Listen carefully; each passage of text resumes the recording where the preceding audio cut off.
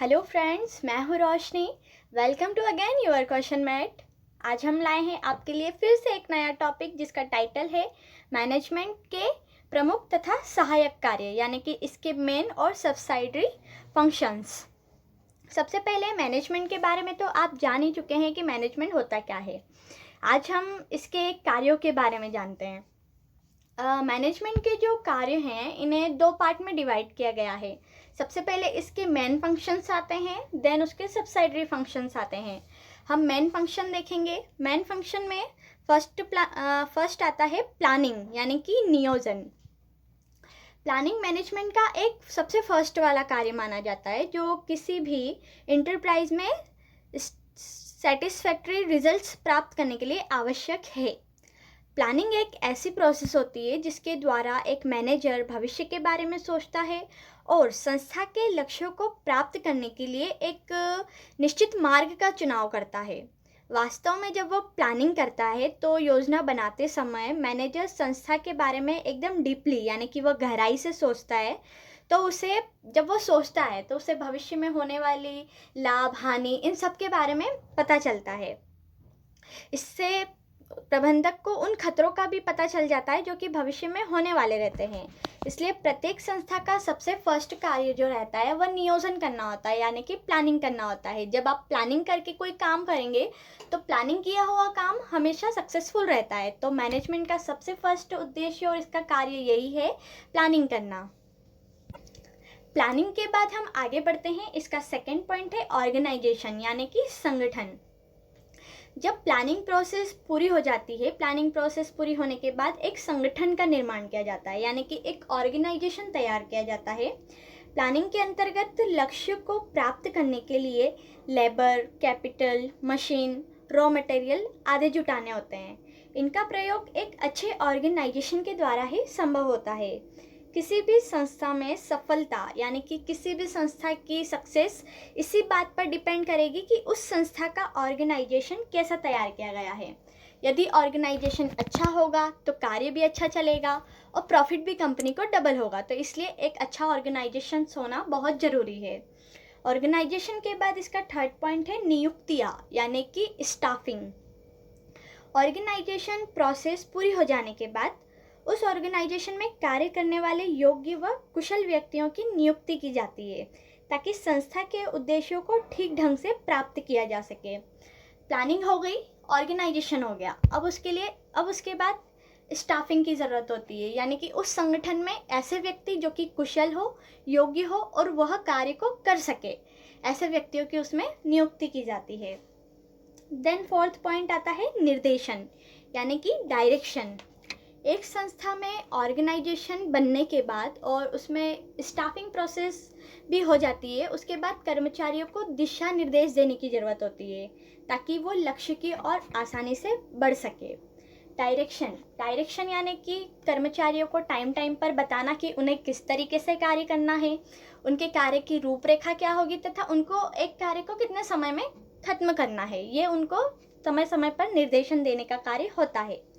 इसमें डायरेक्शन में एक नेतृत्व भी शामिल होता है। नेतृत्व यानी लीडरशिप। निर्देशन में नेतृत्व भी शामिल है।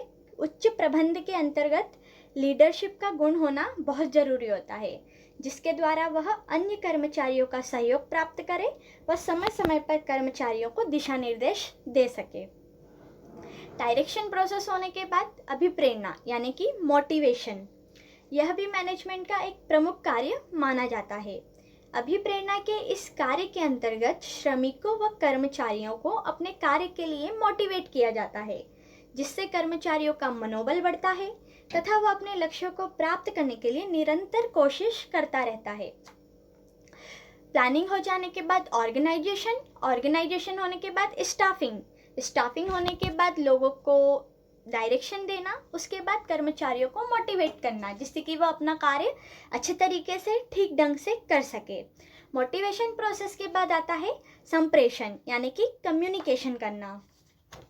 कर्मचारियों को मोटिवेट करने के बाद कम्युनिकेशन का कार्य आता है। यह मैनेजमेंट का एक मोस्ट इम्पोर्टेंट कार्य माना जाता है। साधारण यदि बोलचाल की भाषा में कम्युनिकेशन का मतलब होता है विचारों का आदान प्रदान करना, मतलब अपने विचारों को शेयर करना। यदि योजनाओं को सफल बनाना है तो उच्च प्रबंधन द्वारा कर्मचारियों तक सही रूप से सूचनाओं का संप्रेषण होना बहुत आवश्यक है। देन उसके बाद आती है नियंत्रण की प्रोसेस यानी कि कंट्रोलिंग।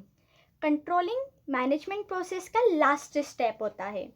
कंट्रोलिंग से मीन मतलब कि ऐसी प्रोसेस जिसमें यह सुनिश्चित किया जाता है कि कार्य योजना अनुसार हो रहा है या नहीं हो रहा है।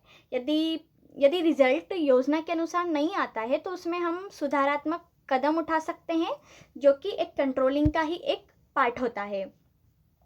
लास्ट आता है कोऑर्डिनेशन यानी कि समन्वय। समन्वय से आशय ऐसी व्यवस्था से है जिसमें कार्य की एकजुटता रहती है तथा कार्य निरंतर रूप से संचालित होता रहता है और कर्मचारियों के मध्य भी आपस में समन्वय बना रहता है। ये थे इसके प्रमुख कार्य के मैं फिर से शॉर्ट में आपको दोहरा देती हूँ। सबसे इसका पहला कार्य होता है प्लानिंग करना। प्लानिंग करने के बाद सेकेंड पॉइंट होता है ऑर्गेनाइजेशन करना। ऑर्गेनाइजेशन में कार्य करने के लिए व्यक्तियों की आवश्यकता होती है। तो थर्ड पॉइंट होता है इसका नियुक्तियाँ यानी कि स्टाफिंग। देन आता है फोर्थ पॉइंट निर्देशन यानी कि डायरेक्शन। फिफ्थ आता है अभिप्रेरणा यानी कि मोटिवेशन। इसके बाद आता है संप्रेषण यानी कि कम्युनिकेशन। सेवंथ आता है नियंत्रण यानी कि कंट्रोलिंग। एंड एट्थ लास्ट आता है आपका समन्वय यानी कि कोऑर्डिनेशन।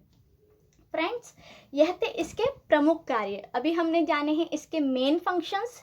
अब हम आगे बढ़ते हैं और जानते हैं इसके सहायक कार्य यानी कि सब्सिडरी फंक्शंस के बारे में। मैनेजमेंट के प्रमुख कार्य के साथ साथ इसके कुछ सहायक कार्य भी होते हैं जिनके बारे में हम समझेंगे। इसमें सबसे फर्स्ट आता है निर्णयन यानी कि डिसीजन। एक मैनेजर जो भी कार्य करता है वह उसके डिसीजन पर आधारित होता है। किसी भी कार्य को करने के लिए उसके पास बहुत सारे ऑप्शंस रहते हैं, उसके पास बहुत सारे साधन भी रहते हैं, लेकिन उसको करना क्या रहता है कि उन सभी ऑप्शंस में से उसको सिर्फ एक चूज़ करना होता है जो कि उसकी संस्था के लिए बिल्कुल सही हो। उसमें से उसको सबसे सर्वोत्तम विकल्प यानी कि सबसे बेस्ट ऑप्शंस का चुनाव करने के लिए उसको डिसीज़न लेना पड़ता है। उसका डिसीज़न जितना अधिक सही होगा बिजनेस उसका उतना ही ज़्यादा ग्रो करेगा। तो यही है इसका मतलब कि सबसे फर्स्ट इसका सहायक कार्य है डिसीज़न लेना। सेकंड होता है नवाचार यानी कि इनोवेशन। एक संस्था या व्यवसाय के विकास के लिए यह आवश्यक है कि वह पुरानी तकनीकों के बजाय नई टेक्निक्स का यूज़ करे, यानी कि वह बार बार अपनी पुरानी तकनीकों का यूज़ ना करे। मतलब कि उसको एक अभी के टाइम में उसको अपना व्यवसाय चलाने के लिए अपने व्यवसाय को अपडेट रखना बहुत ज़रूरी है। उसे न्यू टेक्निक्स का सहारा लेना चाहिए, क्योंकि आज का जो मैनेजमेंट है वह लकीरों के फ़कीरों का ना होकर एक न्यू पद्धति के लोगों का है। इसलिए एक बिजनेसमैन, एक संस्था के प्रबंधक को यह ध्यान रखना चाहिए कि उसे टाइम के साथ साथ अपडेट रहना चाहिए। थर्ड आता है प्रतिनिधित्व यानी कि रिप्रेजेंटेशन। प्रतिनिधित्व से आशय हमारी व्यावसायिक संस्था का प्रतिनिधित्व करने से है, यानी कि एक मैनेजर अपनी संस्था, अपने बिजनेस को किस तरह से रिप्रेजेंट कर सकता है, यह बहुत ज़रूरी है। आपको अपने बिजनेस, अपने इंस्टीट्यूट या अपना जो भी आप वर्क कर रहे हैं आपकी संस्था से रिलेटेड, उसे आपको रिप्रेजेंट करते जनता को समझाने, आपके ग्राहकों सभी को आपको समझाने के लिए यह बहुत ज़रूरी है कि आपको उसका रिप्रेजेंटेशन करना बहुत अच्छे से आना चाहिए। फ्रेंड्स, ये थे इसके सहायक कार्य। इन शॉर्ट यह कहा जा सकता है कि मैनेजमेंट के कार्य को अंतिम कहा ही नहीं जा सकता है। यह एक गतिशील होता है, यानी कि यह कंटिन्यूस चलता रहता है। इसका कोई लास्ट स्टेप नहीं होता है और ना ही यह अंतिम होता है। फ्रेंड्स, यहाँ पर हमने समझे इसके main functions and subsidiary functions. तो दोस्तों, कैसी लगी आपको ये वीडियो? अगर इस क्वेश्चन से संबंधित आपके मन में अभी भी कोई डाउट बचा है या कोई सवाल आपके मन में है तो आप हमें कमेंट में ज़रूर बताइए। हम आपके सवालों का जवाब ज़रूर देंगे। अगर आपको मेरी वीडियो अच्छी लगी हो तो इसे लाइक कीजिए, शेयर कीजिए अपने तमाम दोस्तों को जो इस क्वेश्चन का आंसर जानना चाहते हो। लास्ट में वीडियो को अंत तक देखने के लिए आपका बहुत बहुत धन्यवाद। फिर मिलेंगे एक ऐसी ही नॉलेजफुल वीडियो के साथ। तब तक have a good day, make a great story of your life. Thank you.